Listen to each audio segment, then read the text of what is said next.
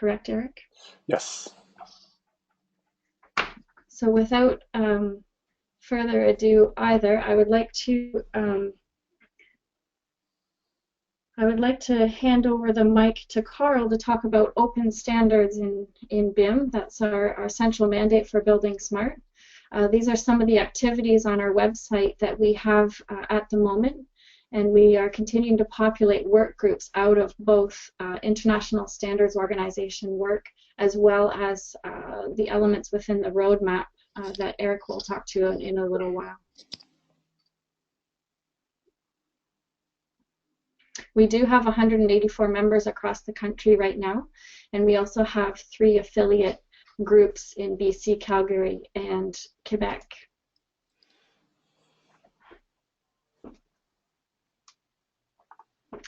Eric, do you want to carry on with talking about the chapter? Sorry. I missed. Sorry. Well, basically, here we're just presenting. So 184 members, 3 affiliates so far. We're trying to get more user groups involved. And the intent, the whole driving force behind this is really trying to get this national network of excellence for Canada's built environment, and that's what we're really working towards. Through open standards. We understand that I know we'll get into this a bit further, but we understand that we're a federated country. We have different regional contexts, but I think there's a way in which we can, if the message is consistent across the country, we can really start transforming our industry, and that's really what we're trying to do. And Sue, if you want to talk about the structure and the content of these meetings and how we're envisioning moving ahead in the next year, this is really what we're trying to achieve. Yeah. So as Eric mentioned, in the first trimester here, our first 4 meetings of the year, we would really like to get into the meat of discussion of achieving a national mandate, whether that's officially done, de facto done, how that's done, what's involved in it. Second trimester, we would really like to focus on openBIM in depth. So it's nice to give motherhood statements and general conceptual level discussions, but how do we really get into the heart of the issues that openBIM and standards for interoperability are needed to achieve levels of productivity and efficiency that we're all touted to gain if we go BIM, quote unquote. We'll take a summer break and then in the last trimester in the fall, really zeroing in down on BIM adoption and implementation in Canada. There's a number of initiatives, a number of great experts and companies working in this area, and so how can we do this collectively and with good results?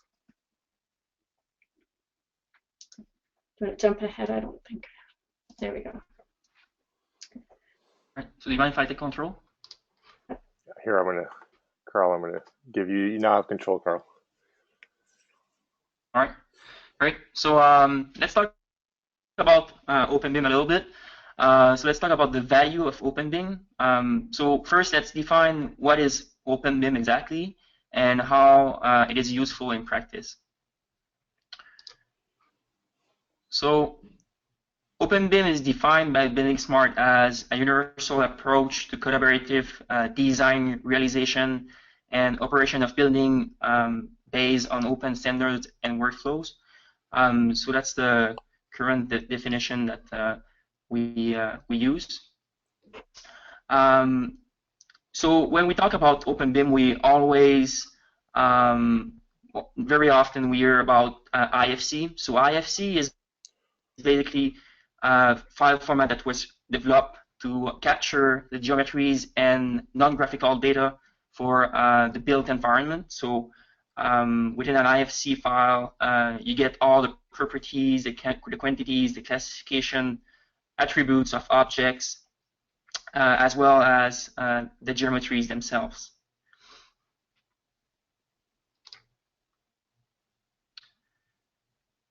So IFC is also object-oriented. So it means information is stored within specific objects of the model. We also have what we call the data dictionary. So it's basically like the terms use a standard dictionary for different terms to describe objects. So let's say different attributes. So we have the data dictionary for generic objects. So it can be useful for translating different attributes within different language. So you also get the product information. So because the information is all standardized, it helps in terms of exchanging information between different systems.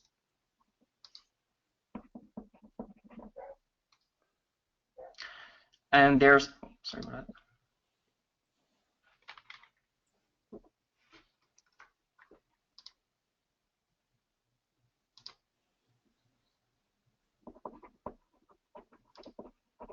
Okay, there's the information delivery manual. So the information delivery manual is the process used to produce deliverables. And there's the model definition. So the model view definition is basically the purpose of the data. So you can say, okay, this IFC file is meant to be a deliverable for coordination. So you have a model view coordination 2.0 that can be used for those that purpose. You can also say, okay, this IFC file is used for facility management. So in this case, you'll have the model view definition used for that specific purpose as well. So you can predefine what data is exported in the IFC file produced by the software. So it's basically a software requirement that you're trying to capture in the model view definition. So we usually use the example with the bicycle built for two. So that's the purpose of the bicycle in this case. So when we talk about openBIM, there are three core components. We talk about the IFC, so it's the data model itself. There's the international framework for dictionaries, so we talk about that as well. So it's the data dictionary, so it's the terminology used for the different components of the built environment. And then there's the information delivery manual and the model view definition. So all of these are ISO standards.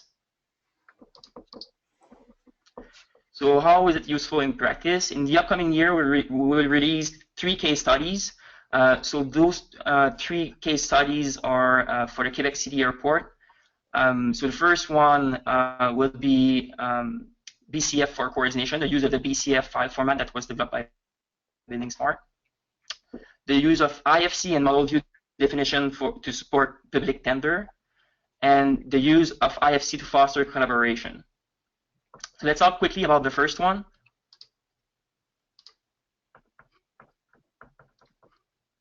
So what is BCF? So BCF stands for BIM collaboration format.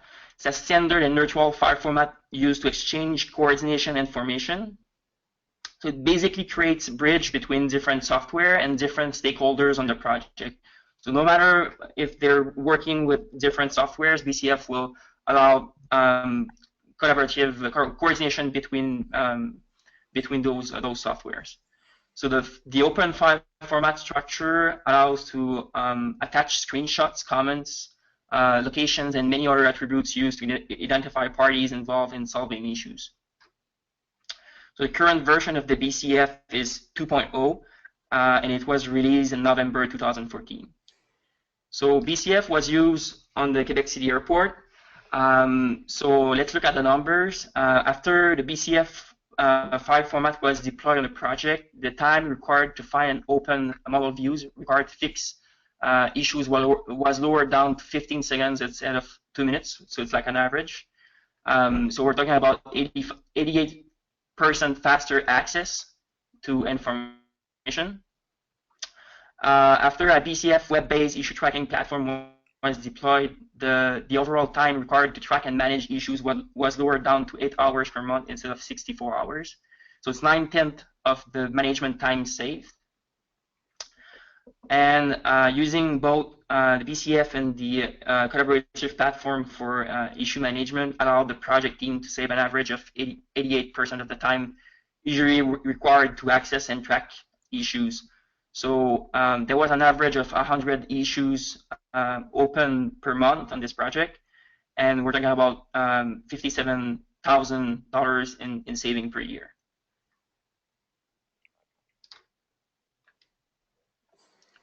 So Eric, I don't know if you can open the poll question. So do you believe that open standard for BIM, namely IFC, can help you in everyday practice?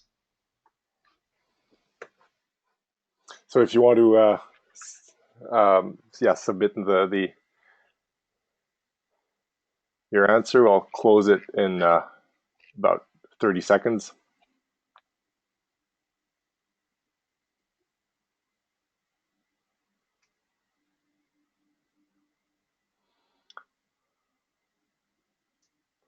So another 15 seconds and we're trying to make this as interactive as possible so you guys don't fall asleep. And it'll be great to get your feedback. All right. So here are the results. 100%. Good. You have the that's excellent. We'll be broadcasting these as just as reminders, and I think these are consistent with past poll results that we've had in the past. Where there's a clear value and a clear notion of value to open standards, but I think there's still a question of how they can be used, and I think Carl's example is great. Moving forward, I'll take it from here, Carl, and thank you for that. I think the Aéroport de Québec case study is a great one. As Carl was saying, we'll try to publish these case studies of open standards in use, and that's what's really, I think, lacking out there. There are some through buildingSMART International, but we'll really try to standardize and really get the lessons learned out there of how to use it and sort of move towards this open standards based process in the industry. So we laying out the groundwork of what is buildingSMART organized around, and the open standards are really at its core. buildingSMART International was created to develop open standards, but its mission has really changed towards one of promoting better practices and collaboration in the industry. And that's what buildingSMART Canada has really picked up on is how can we transform our industry, bottom up, but also top down. And one of the questions is how is buildingSMART Canada organized? And one of the things I think there's a bit of confusion about how does the Institute for BIM in Canada, how is that articulated within buildingSMART Canada, and how are both organizations related? So what we see here is that the Institute for BIM in Canada is a association based organization. So at the table, all major associations are represented, and they really are the steering committee, sort of looking at what are the issues, what does the industry need to move this agenda forward. So IBC at the beginning really developed buildingSMART Canada, but for the past year, buildingSMART Canada has really become an independent entity. And so we have buildingSMART Canada is independent. It has its own operations. We do go back and have a constant interaction with the steering committee and the executive committee. So there are decisions that are made there, but buildingSMART Canada is a separate entity in that it can operate and develop its projects on its own. So there's an operations committee, and that we're really looking at coordinating all the buildingSMART Canada activities and organizing the Canadian participation in the buildingSMART activities. And the operations committee really acts as a governing body. It is an invitation based committee. If people are interested of being part of the operations committee, we're always open to or any committee for that matter. We're always looking for people to swell our ranks. There's a communications committee, which I am chair of. Basically, what we do is really make sure that we broadcast what Building Smart Canada is doing, the activities. There's a project development committee, so all the roadmap, which I'll go through tomorrow later on, is centered around specific streams and activities, and each activity is a task or an activity that will require funding, require resources, and so forth. So the project development really makes sure that that's in place. Then the technical advisory board, basically this is our QA QC, making sure that what comes out of Building Smart Canada is kosher, it makes sense, and is consistent with international standards, and making sure that we're all on the same page.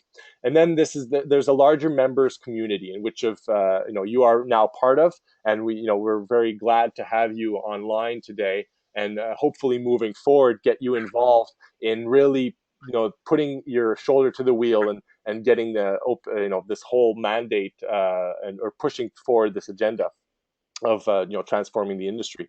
So the Canadian, right now we're looking at how do we organize this members community. So as I said, we're organized around the roadmap in terms of these different streams, and I'll get into those later. But there's also the specific activities, and then there's interest groups. And so we're starting to articulate those right now. We have the owners interest group that's on online.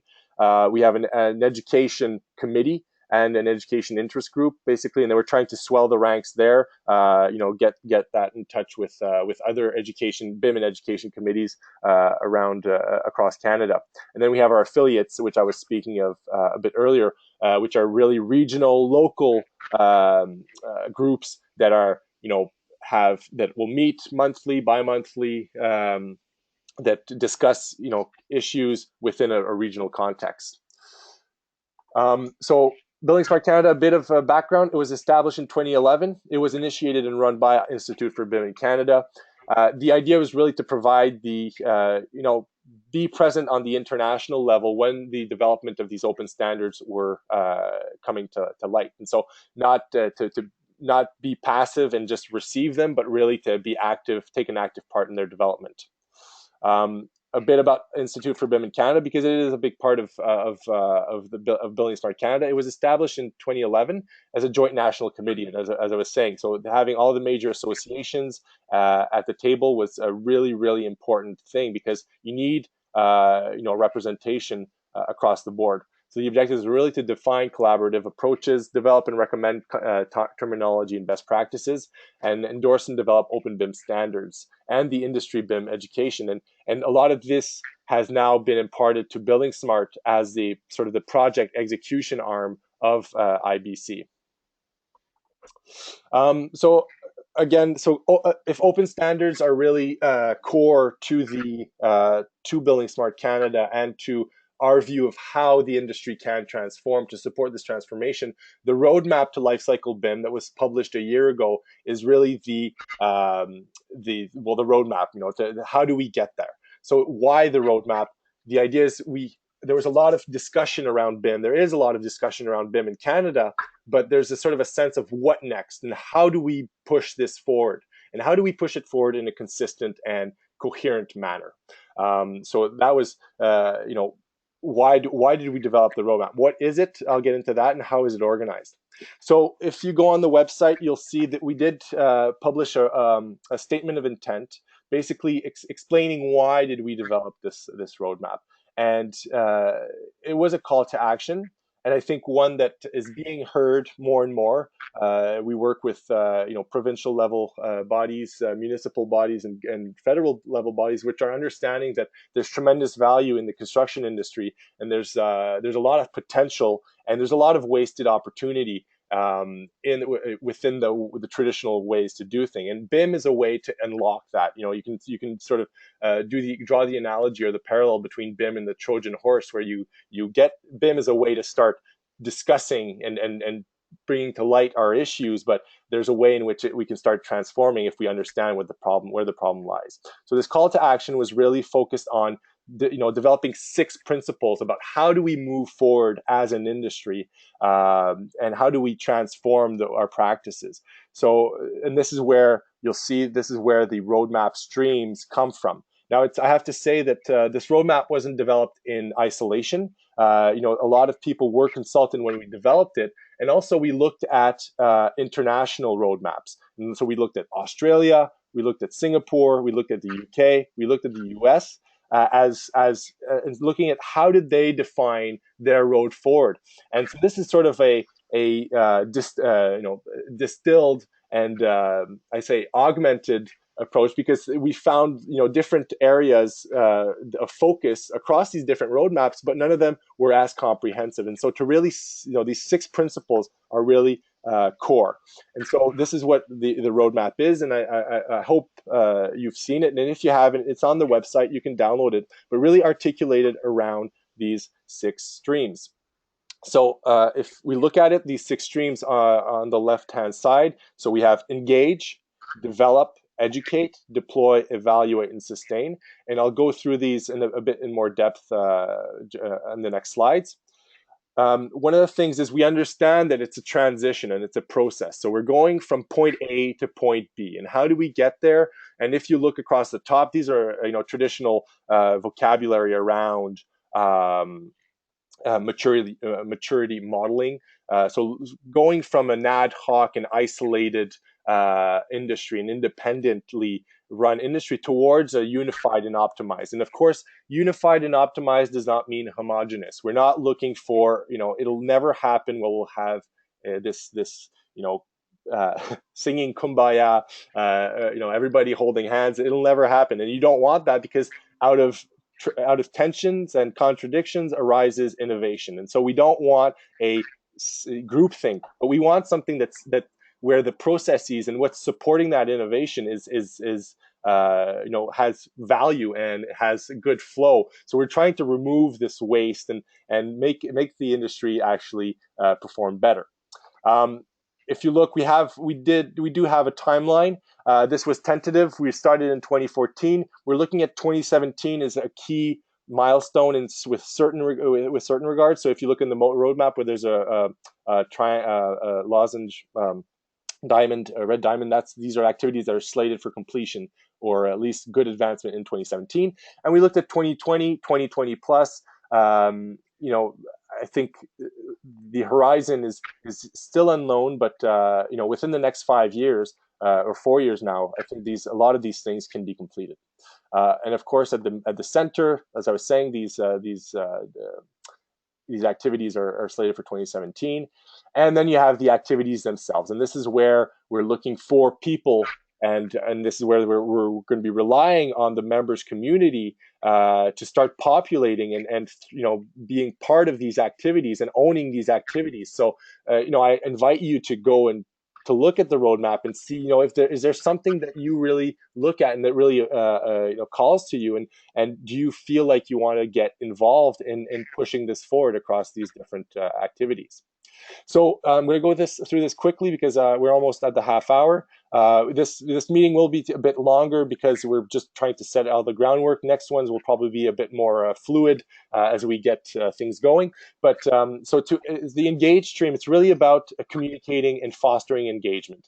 And that was the intent. So how do we broadcast this message? How do we get people on board? How do we get not only the grassroots level, but the top, the decision makers and the policy makers, and how do we push BIM into policy? And that's really something that's very important, is that we see where there's strong commitment to BIM across the world, the governments have mandated BIM. And we'll talk about this mandate. I think it's central to this first portion of the meetings, but really engaging the right people and who can make the decision.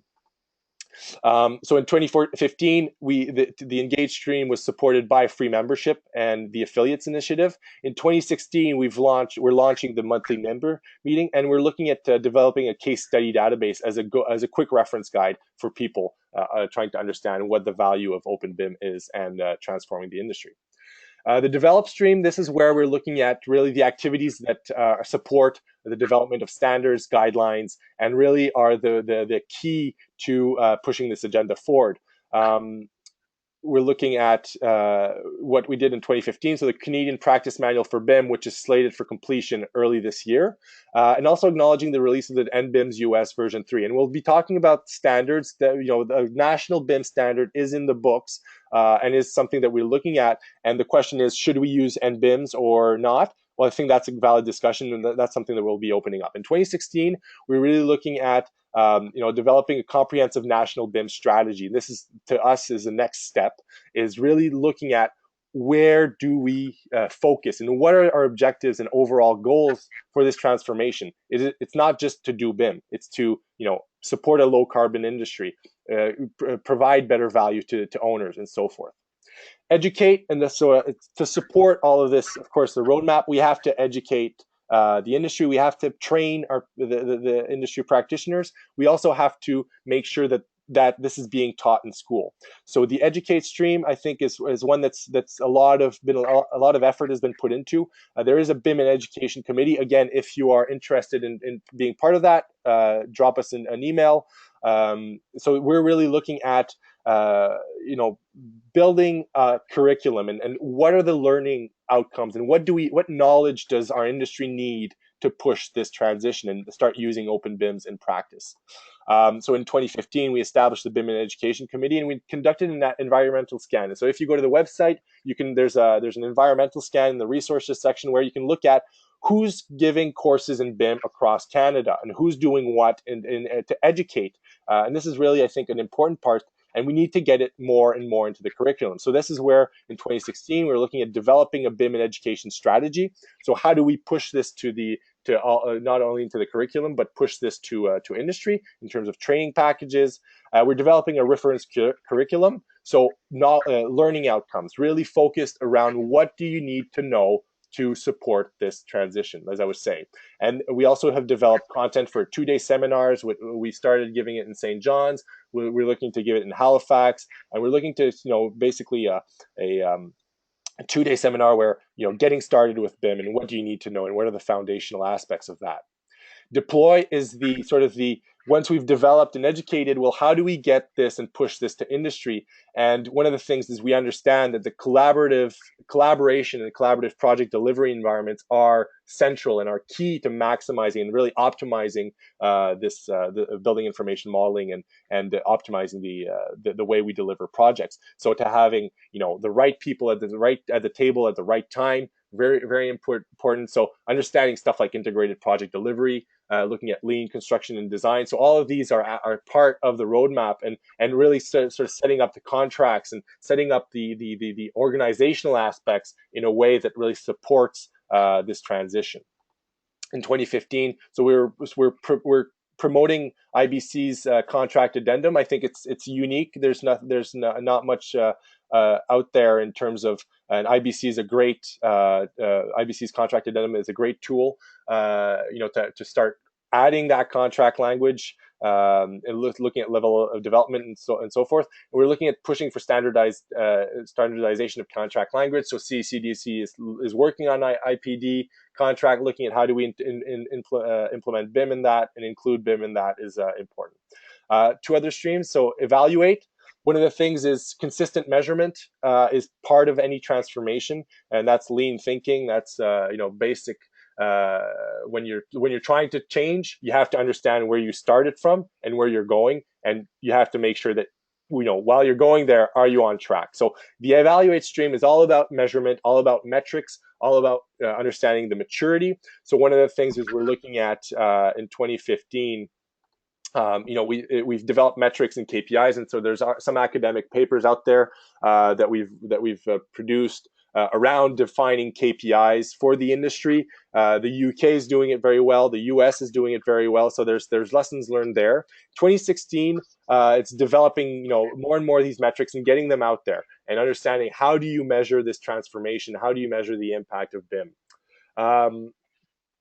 The other thing is conducting a national BIM survey, and this is something I'm working on right now, is we don't have a true sense of how is BIM doing in Canada.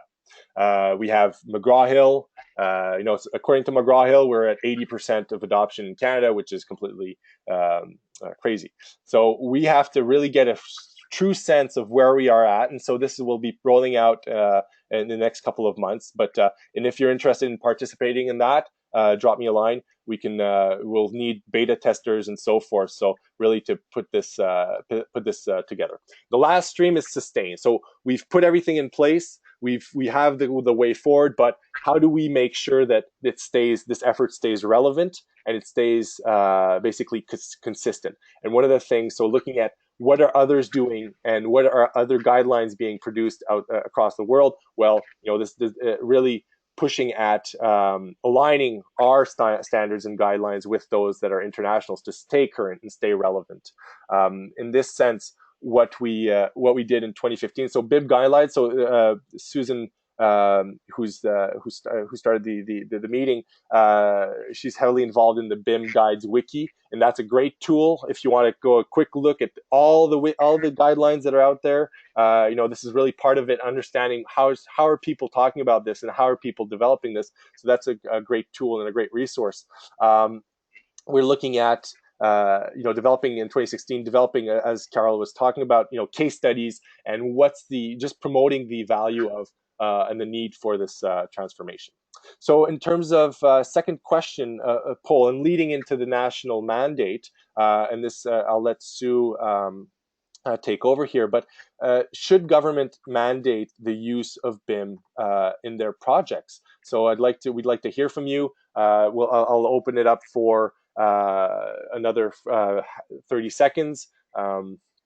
And we'll use that as a discussion, as a part of departure for the next portion of the slide deck.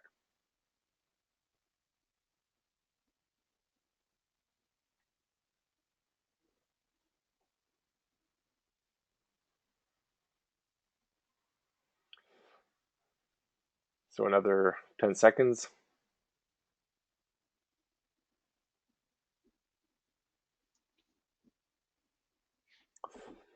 All right, so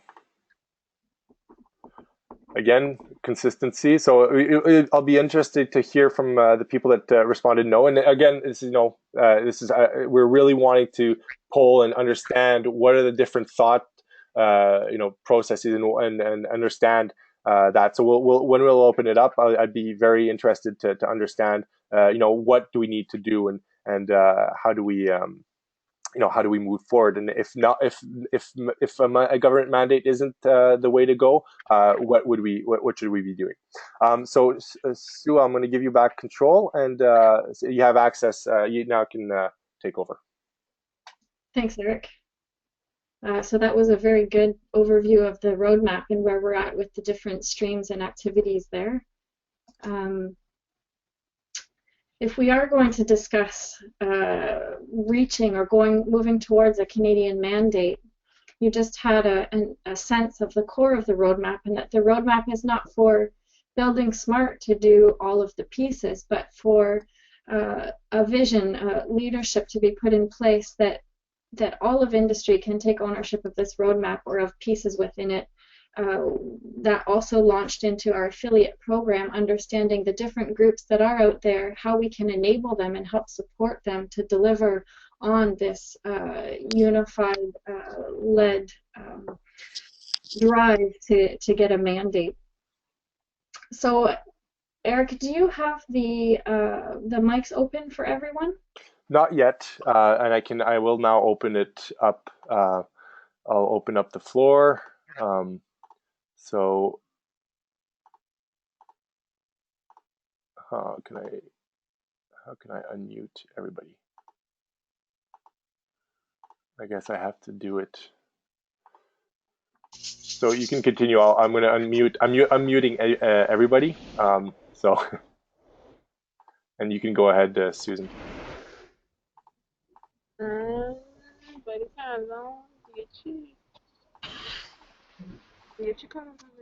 Ship the data to the cloud, process it.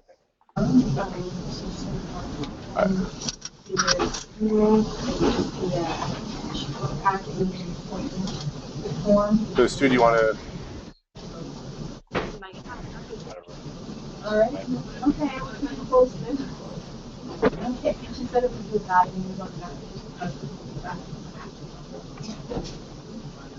So everybody's unmuted now. So Sue, if you want to take it away. If you really have trouble with that, and then the other one is, Oh, sorry, you're muted. because with the Windows services, it just kind of, if you do notice, kind of you have ASP.NET and we see like you're using web services and you're running Windows Server. When you use it with Linux. Sorry. All right, sorry about that. I think we're growing pains. We're gonna have to figure this out. We only have 20 minutes left. I think we're gonna take a bit of a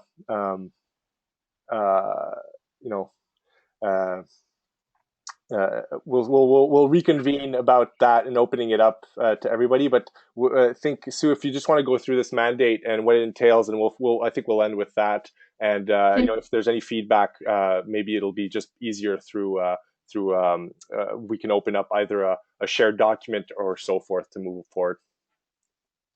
And can we use the raise hand feature? Sure.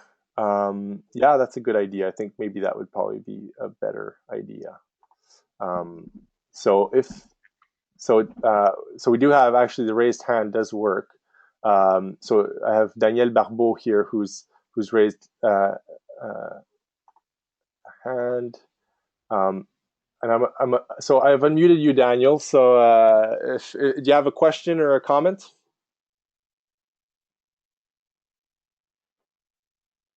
Putting people on the spot.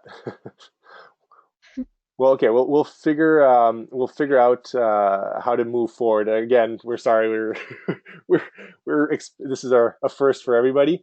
So I think, Sue, let's just move ahead. Just sort of laying out the mandate, and we'll try to open this up. And I'll go through. There's a lot of questions here, so we can go through the questions after. Sure. Yeah. So I think anyone that has been involved in, quote unquote BIM stuff doesn't have their head in the sand and can see that there are different countries around the world that are mandating BIM or have already done so. And so the question always has been here in Canada, and similar to the colleagues that we've been here in Canada, how can we achieve a mandate, and what is the drive to do that? Is that going to bring us that much closer to the goals that of improving industry efficiency, minimizing waste, other goals associated with moving to an information modeling based project delivery?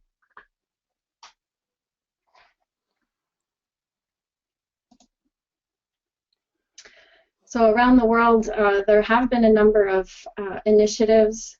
I think the most popular has been the UK, followed by places like Singapore, Scandinavia as a whole. We're definitely seeing a lot of action out of Asia. China is about to publish their national BIM standard. And we find a lot of the challenges around getting a mandate relate to what are the figures that we are able to use to push the argument. In the UK, we have seen these figures published out of the construction strategy. They're very strong figures. I think recently Mervyn Richards is focusing on slashing 20% of construction cost. So again, it's a big figure, and if we can achieve half of that, then we are definitely making great strides.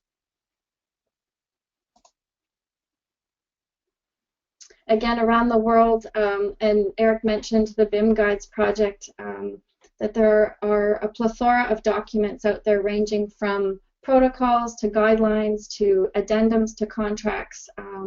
And of course, being building smart and being involved in the standards development, there are a huge amount of standards being developed, and when we start talking about a BIM standard, which is related at the practitioner level to an office standard, what are we really talking about now? There's a level of complexity to how all of these documents work together and are needed that we need to understand to move forward with a good outcome. Eric, can you bump me forward one, please? Sorry. Okay, there we go. And I think this is a theme that we need to discuss at large. There are different, of course, Eric mentioned we're a federated country. We have our national level government, our provincial level bodies, our municipal level bodies. And with different jurisdictions, different budgets, different mandates. And how can we really make this work when we're not like the UK? We don't have a single person to report to. So just to speak to that point, I mean, there is precedent in terms of having national level constructs or models that are then trickled down to provincial and municipal jurisdiction. The National Building Code is one of them. So if we're looking at a strategy or a standard, we could have a national standard that then becomes adopted and manipulated like a provincial building code, or like here in Vancouver, the Vancouver Building Code. So I think there is precedent that we can build on, and there is a way that we can get that. And so the argument that but we have to do it and we have to replicate it across everybody. No, I think we can with if we have strong leadership, buildingSMART Canada being part of that leadership and having strong input buy-in at the government level, various levels, then we could really focus on developing the standard and having it trickle down. Yeah, that's a good point. Can you bump me ahead? So you don't have control anymore. Sorry about that. Here. So go ahead. So go ahead, carry on, Eric, please. Oh, sorry. So we did have this poll. We asked this question before. Should government mandate? And this was Susan's presentation at Contec, at Grande Rencontre BIM Contec. So we asked the same question: should government mandate the use of BIM? And again, same proportion of overwhelmingly positive response. And CanBIM did have a poll last month about understanding, should we have, should Canada mandate BIM? And again, here also a strong positive response. So I think there is, there is a sense that government needs to get involved, and it sort of makes sense because they're controlling public money, and so they should be asking for better buildings and better infrastructure based on that. So that's the sort of the I think we can end it there, Susan. And there's a couple of questions, and so I'll let you answer these, but I'll just go through these questions. So will the slideshow be available to attendees? Yes, we'll be creating a shared either Dropbox or Drive folder for the members community, where we'll be, the recording of this will be available, and also the slide deck will be available. Do you have more information about how BCF was applied at Jean Lesage Airport, the Aéroport de Québec? So yes, we are developing the case study, and so Cal, I don't know if you can speak to that in terms of what we have in the plans to broadcast and publish. Oh, is Carl still? Sorry, I'm gonna.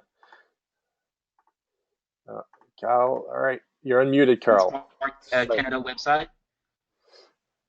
Sorry, Carl, you're muted. Can you start over? Sorry. So we're going to release the case study in the upcoming month. It's going to be available on the buildingSMART website. So we're also going to send out notification by email through the newsletter. So make sure that you subscribe to the mailing list on our website. Excellent. Thanks, Carl. So to the last poll point, it is yes, no for all levels of government. Sometimes basic CAD, hand sketches, annotated photos get the work done. And so, Susan, I don't know if you want to take a stab at this. but it's an interesting question about should governments start looking at means and methods to deliver projects, and I don't know if you want to take a stab at that. Actually, that is a very good question. I've had this conversation with different clients that I have, and they all give me a different answer. So I think that similar to what we're doing here with trying to engage the conversation and build the business case around a mandate, I think we need to do the same thing around this means and methods question, because there is not a common consensus between owner organizations, at least with the ones that I've worked with on that topic. Okay, thanks. So we have a question here about, I know that BIM requires a lot of collaboration. Why do you have BCF and IFC files? Which one is best in doing collaboration? So I don't know, Carl, if you want to take that question. Yep. So they have different purpose. So the purpose of the IFC is to exchange the model itself. BCF is more to exchange communications in a standard file format, so you can exchange information related to geospatial location of an issue in the model.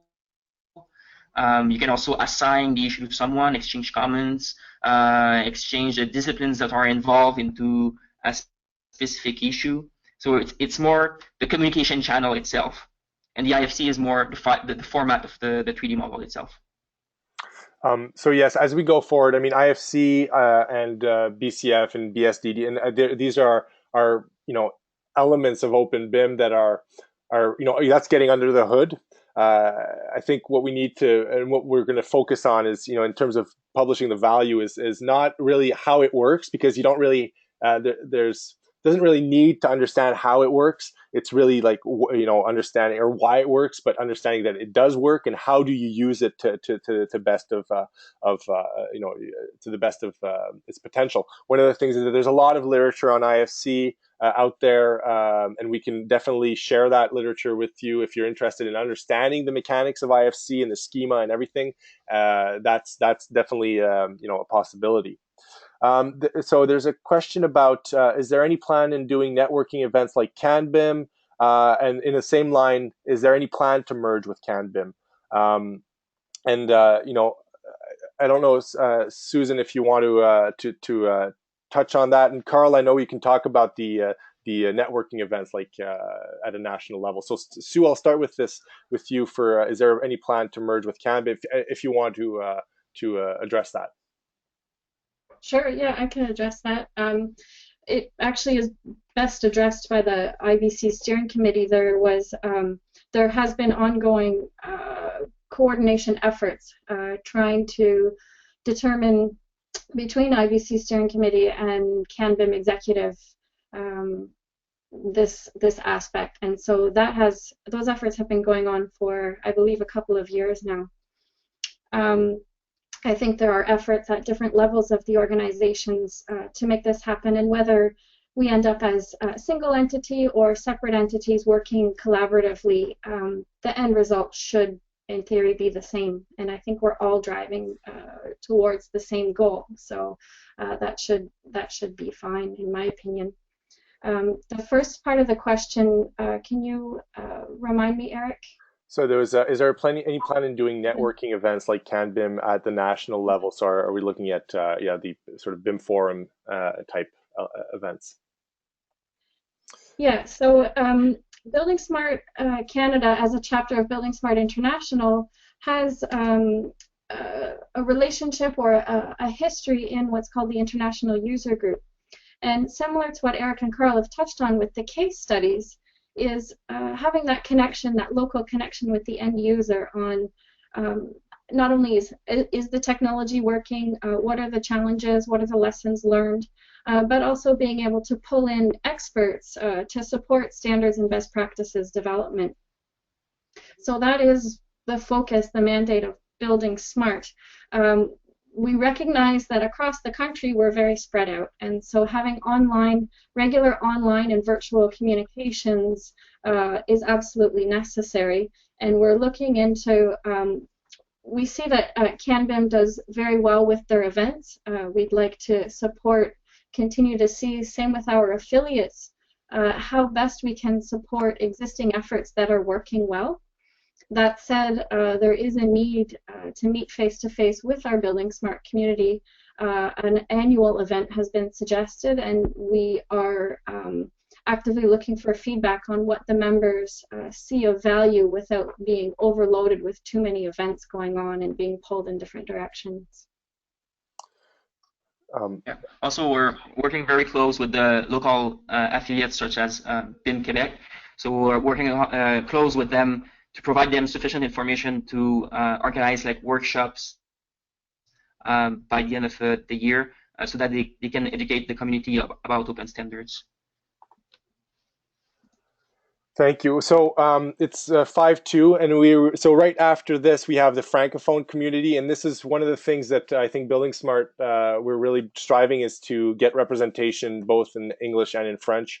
You know, we understand that there's a lot of complexity to that, but you know, I think there's a big Francophone community, so trying to get that and the discussion across the country going. So at the next meeting is in French. If you want to attend, you know, you're welcome to. We will be sharing the slides. We will be creating a shared folder for everybody that was in this meeting. We won't open it, so we're looking at really creating a solid group of individuals. You know, we have our members community at large, but you know, the people that are online, you know, that have not a vested interest, sorry, but you know, that are demonstrating, you know, wanting to move things forward and wanting to participate. We'll create working groups and so forth. So we'll be sharing within the next week. We'll be sharing all this information with you. If you have any feedback, you know, apologies for the little technical difficulties, but if you have any feedback or anything that you'd like to suggest, if you want to take on you know, even lead one of these or present during these members communities meetings, you know, please contact us, either Susan, Carl, or I. We'll be glad to, you know, arrange. This is an open. We're trying to make it as open as possible and leverage really start crowdsourcing it. You know, everybody here online are experts or have expertise, and we want to start leveraging that. So on that, I'll let Sue sign us off, and I think one of the things is just before we end here, oops, sorry, geez. The next meeting will be the February 24th at